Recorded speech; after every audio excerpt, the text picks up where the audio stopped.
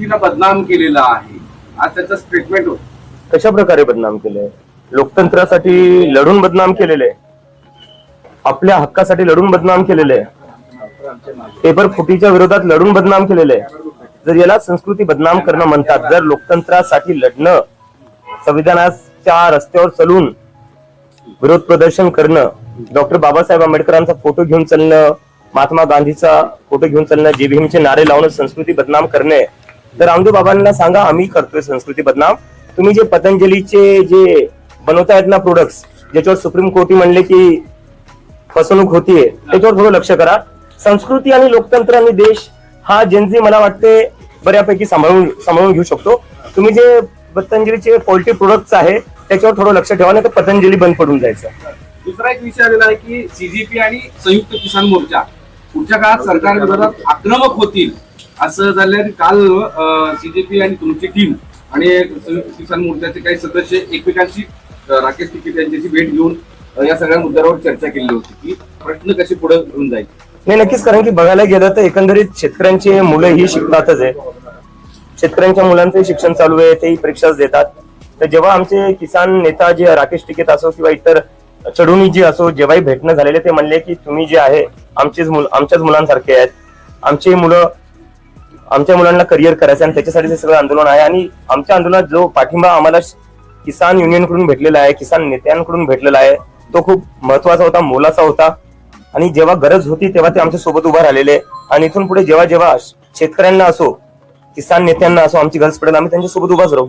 तसा प्रयत्न पुढच्या काळात एकमेकांसोबत असणार आहे का? किंवा मी सांगतो ना, जिथं जिथं शेतकऱ्यांना आमची गरज पडेल तिथे तिथं आम्ही सोबत राहू. कारण की मी जर सांगायला गेलो, मी स्वतः हिंगोलीतून येतो, माझ्या घरचे अजून शेतीच करतात. कुठं ना कुठे या देशात प्रत्येकांच्या घरी शेती असते, प्रत्येकांचे घरचे शेतातून झालेले आहेत. आपण काय सगळे आयटी कंपन्यातून, आपल्या घरच्या आयटी कंपन्यातून आलेले नाहीये किंवा सरकारी जॉब मधून आलेले नाहीये. आपण सगळ्यांची सुरुवात ही शेतकरी घरातूनच झालेली आहे. त्यामुळे शेतकऱ्यांना जिथे गरज पडेल तिथे आम्ही सोबत उभा राहू. राहुल गांधींनी काल प्रेस कॉन्फरन्स घेतली, ते असं म्हणाले की या सगळ्या विद्यार्थ्यांवर जे हल्ला करतायत, बुलेट चालवले, फायरिंग केली, त्या प्रकरणावर गृहमंत्री अमित शहा यांनी रिझाईन केलं पाहिजे आता, आणि ते केल्याशिवाय आम्ही स्वस्त बसणार नाही. मला तर वाटतं अगदी केलंच पाहिजे. कारण की दुसरा एक प्रश्न हा पण येते की कॉक्रोच जनता पार्टीला बाहेरून फंडिंग येते किंवा बाहेरून चालवण्यात येते. तर माझ्या मनात असा प्रश्न येतो, अमित शहा असताना हे सगळं शक्य कसं काय झालं? हे तर मग अमित शहाचं फेलियर आहे. जर आम्हाला बाहेरून फंडिंग येते किंवा कॉक्रोच जनता पार्टी बाहेरून चालतीये तर मग हे तर गृहमंत्र्यांचं फेलियर आहे. चाणक्य कसले मग तुम्ही असताना जर बाहेरून फंडिंग येते किंवा बाहेरून चालवण्यात येते, मग तर तुम्ही स्वतः फेल झाले आणि तुम्ही राजीनामा दिला पाहिजे. आणि 20 तारखेला ज्या प्रकारे विद्यार्थ्यांचं रक्त वाहण्यात आलं जंतर मंतरवर दिल्ली पोलीसच्या हातातून, ते अमित शहाच्या ऑर्डर शिवाय दुसरं कोणाचा ऑर्डर नसणार. शिक्षण मंत्री जोशी हे सुद्धा बदनाम आहेत असं प्रियंका गांधी संसदेत म्हणाल्या. त्यानंतर बाहेर ते असं म्हणाले की मी ठाम आहे, ते सत्य आहे, ते सुद्धा दोषी आहेत. मी त्यांची क्लिप पाहिली जिथं जे बिल्किस बानोचे बलात्कारी होते त्यांच्या स्वागतासाठी काहीतरी बोलले ते. तर देशाचा शिक्षा मंत्री हा बलात्काऱ्यांचं स्वागत करतो, त्यांची तारीफ करतो, हे तर म्हणजे प्रधानला काढून मी अजून एक विचित्र माणूस बसून ठेवलेला आहे. काय मेसेज देताय तुम्ही देशाला की जो शिक्षा मंत्री आहे तो बलात्काऱ्यांचा सपोर्ट करणार, त्यांचं स्वागत करणार? पण हे लोक करणार पण काय? यांच्या पक्षात दुसरे कोणते लोक आहेत? सगळी गुंड भरलेली आहेत. कुलदीप सेनगर झाला, काय होता यांच्या सरकारमध्ये? काय ते जे राम रहीम आहेत ते पेरोलवर बाहेर येतात. तर गुंड आणि बलात्काऱ्यांचं समर्थन करणारी ही सरकार आहे. कंगना रावतांची चर्चा होते, ते जनरेशर गटार असं म्हणते जेनजीला, आणि त्यावर आता बरंच वाद. कंगना राणावत बद्दल काय बोलू मला काही. एक असं चित्र दिसतंय सोशल मीडियावर की झेंझीला सपोर्टही केला जातोय आणि त्याच प्रमाणात त्याच सोशल मीडियावर झेंझीला आता ट्रोलही केलं जातंय, संस्कारांची आठवण करून दोन्ही बाजू चालवल्या जातात. ट्रोल केलं जातं मला याच्यावर कळत नाही. जेनझी आहे कोण? जे मुलं आज 15 ते 25 ते 28च्या वयोगटातले, त्या मुलांना ट्रोल करून भेटणार काय? उद्या हेच मुलं जाऊन नागरिक बनणार आहे, उद्या हेच मुलं जाऊन वोटर्स बनणार आहेत, उद्या जाऊन हेच मुलं देश चालवणार आहेत ना. तर त्यांना असं तुम्ही वेगळं ट्रोल का करता? ते काय कोणत्या पक्षातले किंवा कुठल्या विचारधारेचे का काय? सामान्य घरातले मुलं येते, त्यांना ट्रोल करून कोणाला काय भेटणार आहे? एक नाशिक पोलिसांनी आता एक एसओपी काढली आहे, म्हणजे जेनजीच्या आंदोलनाचा जो पोलिसांना त्रास झाला किंवा पोलिसांना त्रास झाला. असं म्हणतात. त्यांनी एसओपी काढली अशी आहे की आता जनजीची पिढी आहे ती मोबाईल सुरू ठेवते आणि तुमचं सगळं रेकॉर्ड करते, तर ते काय करायचे अशी पोलिसांनी एसओपी काढली, याच्यावर काय मत आहे? मला वाटतं जर तुम्हाला रेकॉर्ड व्हायची भीती असेल ना, तर तुम्ही स्वतःलाच विचारा तुम्ही अशा गोष्टी का करताय ज्याची तुम्हाला रेकॉर्ड होईल अशी भीती वाटते. आम्ही आंदोलन केलं, कॅमेऱ्यांसमोर केलं, मीडियाचे कॅमेरे होते, पोलिसांचे कॅमेरे होते, माझ्या चेहऱ्यावर तर 24 तास दिल्ली पोलिसांचा कॅमेरा होता. आम्ही तो घाबरलो नाही कोणती गोष्ट रेकॉर्ड होण्यापासून. जर पोलिसांना काही रेकॉर्ड होईल याची भीती वाटते, याचा अर्थ पोलिसांच्या मनात काही ना काही वाईट करायचं आहे म्हणूनच भीती वाटते ना. नाही तर पोलिसांना काय भीती वाटली पाहिजे रेकॉर्ड करायची? आता एसओपी केली आहे त्यांनी. एसओपी काय करावं करण्यापेक्षा आणि काय करू नये असं सांगताय. मला वाटते काय करावं ना, संविधान फॉलो करावा पोलिसांनी. देशातली जी पोलीस आहे ती एका पार्टीची पोलीस नाही, ती या देशाची पोलीस आहे, ती संविधानावर चालणारी पोलीस आहे, बीजेपीच्या व्हॉट्सअप फॉरवर्ड चालणारी पोलीस नाहीये. आणि जर तुम्हाला बीजेपीचेच ऑर्डर फॉलो करायचे असतील आणि देशाचं संविधान बाजूला ठेवायचं असेल तर खाकी पॅन्ट काढून खाकी चड्डी घाला, बीजेपीच्या हेडक्वार्टर समोर उभा राहा आणि मला मे बी चौकीदार. आणखीन एक कनेक्शन लावलं जात आहे की आपण जिथे मुक्कामी होतात तो राष्ट्रवादीचा कुठला त्यांचा होता आहे, ते तर मी स्वतः सांगितलेलं शरद आहे. पवारांचा, आणि शरद पवारांची मोदींची भेट हा. आणि मोदींना शरद पवारांचं केलेलं दारातलं स्वागत हा. आणि अभिजित अरे बापरे. एक गणित लावलं जातं, याच्याबद्दल काय? अशी गणित तर भरपूर लागली. आधी जॉर्ज सोरसचं गणित लागलं, मग चायनाचं लागलं, मग पाकिस्तानचं लागलं. पण अनिल गावंडे हे तर मीडियालाही कळलं नसते, हे मी स्वतः सांगितलेले आहे. आणि अनिश माझा चांगला मित्र आहे आणि मित्र म्हणून मी त्याच्या घरी राहिलो. अनिश म्हणला तू कुठेही दिल्लीत असशील, आणि फक्त पहिल्यांदा नाही, मी याच्या आधी दिल्लीत गेलो होतो, अनिशच्या इथं मी भेट द्यायला जायचो, राहायचो. तर एक मित्र म्हणून मी त्याच्या इथं राहिलेलो आहे. बाकी याच्या पुढे काही नाही. म्हणजे पवार साहेब आणि मोदी हे दोघं खूप मोठे लोक आहेत. अनिशचंही भेटणं होत नसेल आणि माझं इथं भेटणं नाही. पवार साहेबांना तुम्ही तेव्हा पहिल्यांदा भेटलो जेव्हा ते जंतर मंतरवर आले, आणि तेही याकरता आले होते, त्यांना विचारायचं होतं जी मारहाण झाली होती मुलांना त्याच्याबद्दल ते चर्चा करण्यासाठी आले होते. एक विषय आहे की तिथे जे ट्रक अरे हा नाही, थांबा हा महत्वाचा. दगडाचे जे ट्रक होते ते पुन्हा पुन्हा 3 टप्प्यावर एका पत्रकाराने समोर आणलेले आहेत. की मग पहिल्या दिवशी सांगितलं की आम्ही ते कुठेतरी ऍक्सिडेंट झाला होता म्हणून ते खाली करून टाकलं, दुसऱ्या दिवशी तो तिथं दिसला, आंदोलनस्थळी दिसला, दुसऱ्या दिवशी असं काहीतरी बरेच सिक्वेन्स हे मी स्वतः- मला कळाले वाटतं. हे आता म्हणजे आता नाही कळालंय, हे तुम्हाला उशिरा कळालंय. हे तुम्हाला उशिरा कळालंय.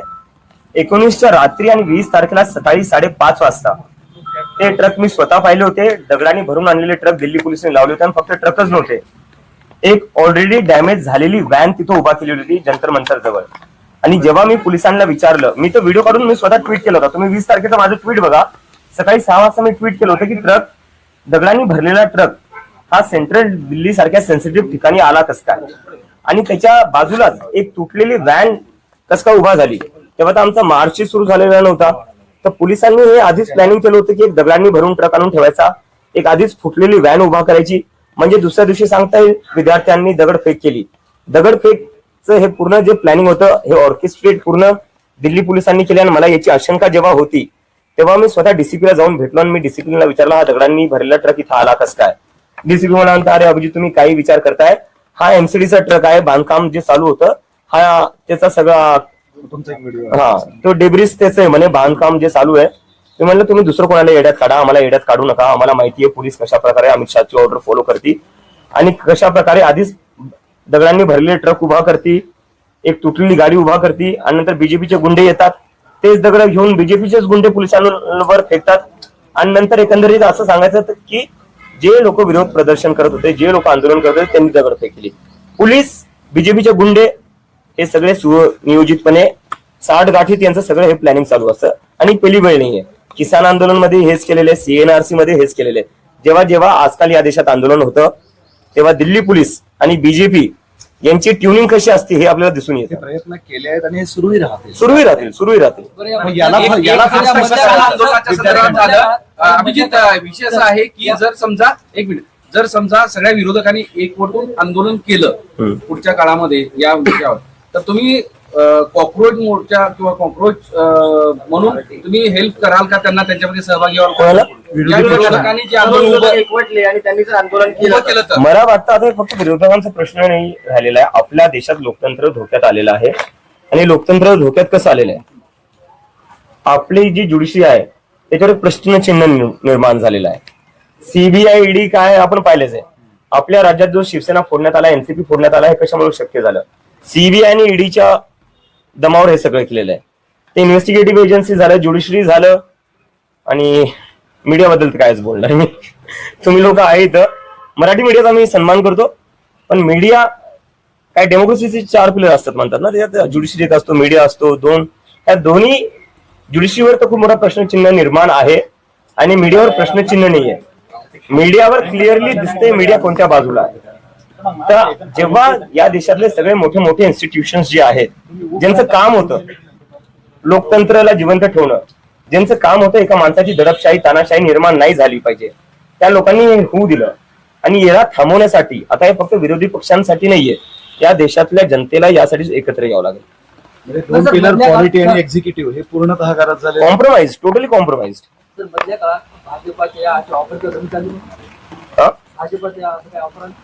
त्यांचे ऑफर आले मला, किती ऑफर आले, मी जाणार नाही भाजपमध्ये. मला जर भाजपमध्ये जायचं असतं मी आधीच गेलो असतो. ऑफर आली चालू होतं, धमक्या आल्या होत्या की बीजेपी मध्ये सामील झाला तर बरे, नेता आंदोलन मागे घ्या, बरे नेते तुम्हाला ठोकू आम्ही, गोळ्या घालू. ही बीजेपीची प्रेमाचीच भाषा आहे, ही संघाची आणि बीजेपीची प्रेमाचीच भाषा आहे की तू ये नाही तर तुझं काहीतरी करून टाकू आम्ही. हे त्यांचं प्रेम हेच आहे. आई बाबांनाही चालू होतं, पण बीजेपी मध्ये या नाही तर आईबाप हो, आई बापाचं पाहून घेऊ आम्ही, तुझ्या घरी जाऊन पाहून घेऊ. तर तुम्ही माझ्यावर काय करणार? तुम्ही माझ्या म्हणजे तुम्ही भीती एका 30 वर्षाच्या मुलाला, नरेंद्र मोदीच्या तर मला वाटतं मी नातवाच्या वयाचा असेल, अमित शहाच्या नातवाच्या वयाचा असेल मी. तुम्ही तुमच्या नातवाच्या मुलांना अशा धमक्या देतात, लाज वाटली पाहिजे तुम्हाला. म्हणजे काय करताय तुम्ही? हा जेएनजीचा चेहरा पुढील काळात राजकीय पक्षामध्ये जाईल किंवा राजकारणात? खूप पुढचं बोलतोय सर आपण, खूप पुढचं बोलतोय. मी प्रत्येक म्हणतोय, एका माणसाला मोठं करू नका. आपल्या देशाची जी काही वाट लागलेली ना सर, ती यामुळे लागलेली. 2014 मध्ये जो एक माणूस आला, आपण त्याला संविधानापेक्षा मोठं केलं, आपण त्याला देशापेक्षा मोठं केलं, आपण त्याला म्हणजे एकंदरीत देवापेक्षाही मोठं करून टाकलं. त्यामुळे आपल्या देशात बेरोजगारीवर बोलणं नाही होत, त्यामुळे आपल्या देशात जे शिक्षण आहे, शिक्षण व्यवस्थेवर बोलणं नाही होत, त्यामुळे आपल्या देशात जे सरकारी हॉस्पिटल्सची वाईट व्यवस्था आहे त्यावर बोलणं नाही होत का? कारण की आपण सगळ्यांनी एका माणसाला देशापेक्षा, संविधानापेक्षा, सगळ्या इन्स्टिट्यूशन्स पेक्षा मोठं करून टाकल्या. सकाळ ते संध्याकाळ मीडियावाले जप करतात, आज मोदीजींनी काय खाल्लं, मोदीजी आंबा कसा खातात, मोदीजी कोणती टॉनिक घेतात, मोदीजींना झोप का येत. अरे तुम्हाला काय करायचंय? तुम्ही बेरोजगारीवर बोला ना. सर आज आपको बीजेपी की तरफ से कोई ऑफर हुई है ज्वाइन करने के लिए? अब तक धमकियां बहुत मिली कि बीजेपी में आ जाओ, अच्छा रहेगा तुम्हारे लिए, तुम्हारे परिवार के लिए. तो मुझे तो मतलब बहुत शर्म आती है कि इतने बड़े प्रधानमंत्री, इतने बड़े अमित शाह, उनके पोते की उम्र का मैं हूँ, उनके पोते की उम्र के बच्चों को इस तरह की धमकियां देते हैं. मतलब क्या फायदा तुम्हारे इतने बड़े प्रधानमंत्री या गृह मंत्री होने का, अगर तुम्हें बच्चों को इस तरह की धमकियां देनी पड़ती है. कंगना रनावत की बात अभी जनरेशन आप पूरी खराब कर रहे हैं, जिंदगी जनरेशन आप पूरी खराब कर रहे हैं, उनका कल्चर बिगाड़ रहे हैं इस आंदोलन के माध्यम से. पूरे अगर देश के डेमोक्रेसी की लड़ना जनरेशन खराब करना है, अगर सरकार से सवाल करना, क्या कौन सा वर्ड है वो, खराब कर रहे हैं संस्कृति अगर डेमोक्रेसी के लिए लड़ना संस्कृति खराब करना है, अगर सरकार से सवाल करना संस्कृति को खराब करना है, अगर अपने फ्यूचर के लिए लड़ना संस्कृति को खराब करना है, और अगर अपनी पढ़ाई के लिए लड़ना संस्कृति को खराब करना है, तो हम संस्कृति खराब कर रहे हैं. और मैं कहना चाहूंगा बाबा रामदेव जी से कि सर, पतंजलि के जो फॉल्टी प्रोडक्ट्स बन रहे हैं ना, वो जो खराब हो रहे हैं, पहले उस पर ध्यान दीजिए. उस पर तो सुप्रीम कोर्ट भी बोल रही है उनको बैन कर दो. वो जो आपकी खराब प्रोडक्ट्स है, पहले उस पर ध्यान दीजिए आप. संसद में कल जो है राहुल गांधी ने डिमांड की अमित शाह जी का इस्तीफा, किसके कहने पे गोलियां चलाई गई उसका जवाब मांग रहे थे, आप क्या कहेंगे? मुझे लगता है इसका आंसर तो बहुत ही क्लियर है. अमित शाह जी के कहने पर ही गोलियां चली होंगी. दिल्ली पुलिस जो रिपोर्ट करती है वो अमित शाह जी को ही करती है, और अगर अमित शाह जी को इसका पता नहीं होगा तो फिर तो होम मिनिस्टर का फेलियर है. लेकिन वही बीजेपी की ओर से बयान आ रहा है कि किसी भी तरीके की गोलियां चलाई नहीं गई प्रोटेस्ट. पैलेट गन्स चलाई गई है, लोग अंधे हुए हैं. पैलेट गन्स मैंने खुद देखी चलाते हुए, हॉस्पिटल में क्रिटिकल थे वो पेशेंट्स. और गोलियां क्या नहीं चली? बिहार में क्या हुआ है? AK-47 बिहार में क्या हुआ? AK-47 किसने चलाई? किसकी सरकार है वहां पर? मतलब देश के बच्चों के ऊपर तुम AK-47 चला रहे हो. एक टाइम था इस देश में AK-47 चलाई जाती थी आतंकवादियों पर, अजमल कसाब पर. जब पार्लियामेंट पर अटैक हुआ था तब AK-47 चलाई जाती थी. आज AK-47 चलाई जा रही है स्टूडेंट्स पर. क्या आने वाले दिनों में अगर विपक्ष कोई अगर बड़ा मुद्दा लेता है सरकार के खिलाफ, तो क्या कॉकरोच जनता पार्टी उसमें सहभाग लेंगे, उन्हें सपोर्ट करेंगी? मुझे लगता है अभी सिर्फ विपक्ष नहीं, इस पूरे देश को एक साथ आने की जरूरत है।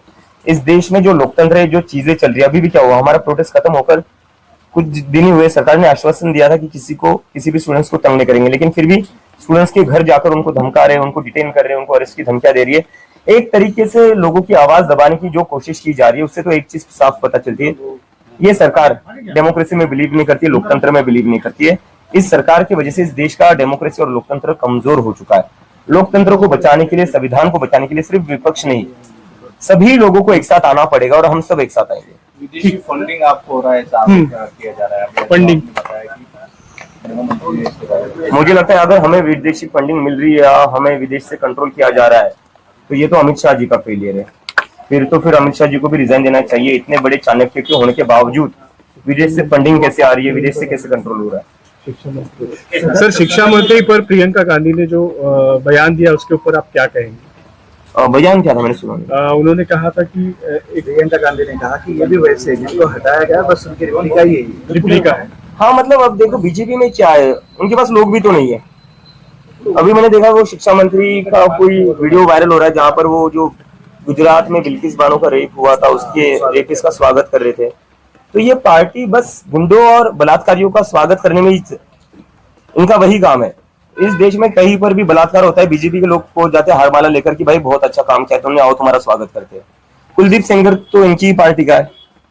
ये पार्टी में बलात्कारी और गुंडों का ही स्वागत किया जाता है और उनको ही सम्मान मिलता है, और बाकी जो हम जैसे नागरिक है, हम जैसे जो स्टूडेंट्स है, उनके लिए पैलेट गन से, उनके लिए लाठी है, और बिहार में तो AK-47 भी निकाल दी। पार्टी विद डिफरेंस, पार्टी विद We are people with a difference. We are the people of this country who believes in democracy, who believes in the Constitution of India, who believes in Dr. Babasaheb Ambedkar, and who believes in the philosophy and values of Mahatma Gandhi.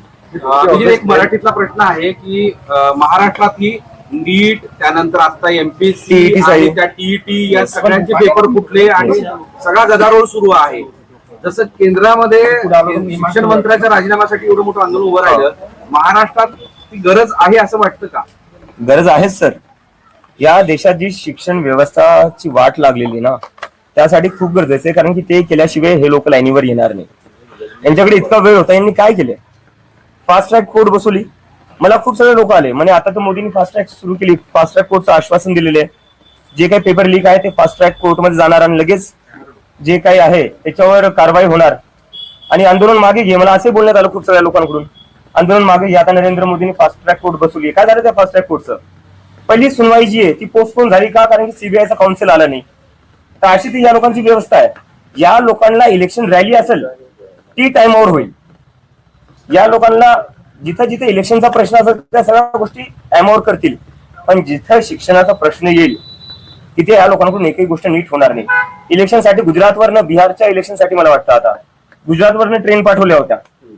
आपल्या महाराष्ट्रातल्या किती मुलांना police भरतीसाठी तसं जावं लागतं, एकतरी special train यांनी सोडली आहे का विद्यार्थ्यांसाठी? मुंबईतल्या मुलांना गडचिरोलीला जावं लागतं, गडचिरोलीच्या मुलांना कोल्हापूरला जावं लागतं, आणि कोणत्या अवस्थेत राहतात ते? भर पावसात ग्राउंडवर झोपावं लागतं, रस्त्यावर झोपावं लागतं। त्यांच्यासाठी हे लोक काय व्यवस्था करत नाही।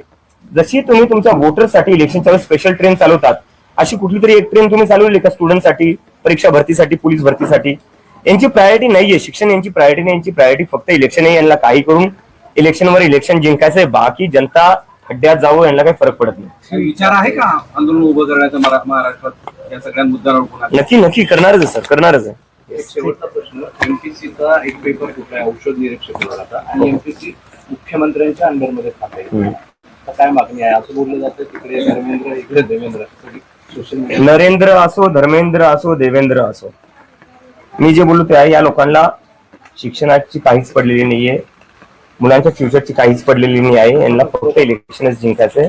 देवेंद्र फडणवीस आतापासून मला वाटतंय की 2029च्या निवडणुकीला लागले असतील, त्याच्यामुळे MPSCचा पेपर फुटला, TETचा पेपर फुटला, त्याच्याशी त्यांना काही घेणं नाही। त्यांची मुलं काय करतील? बाहेर जातील शिकायला। मी बोस्टनला शिकायला होतो, BJPचे जोडी मंत्र्यांची मुलं ते माझ्यासोबतच बोस्टनला होते। मुख्यमंत्र्यांची मुलं तिकडे जातील, ते थोडी ना TETचा पेपर देतील। ते मुख्यमंत्र्यांचे किंवा यांचे जोडी मंत्री त्यांचे मुलं थोडी ना पोलीस भरतीला जातील। त्यामुळे त्यांना काय पडणार आहे, काय त्यांना काय घेणं देणं आहे, त्यामुळे ते विचारच करत नाही।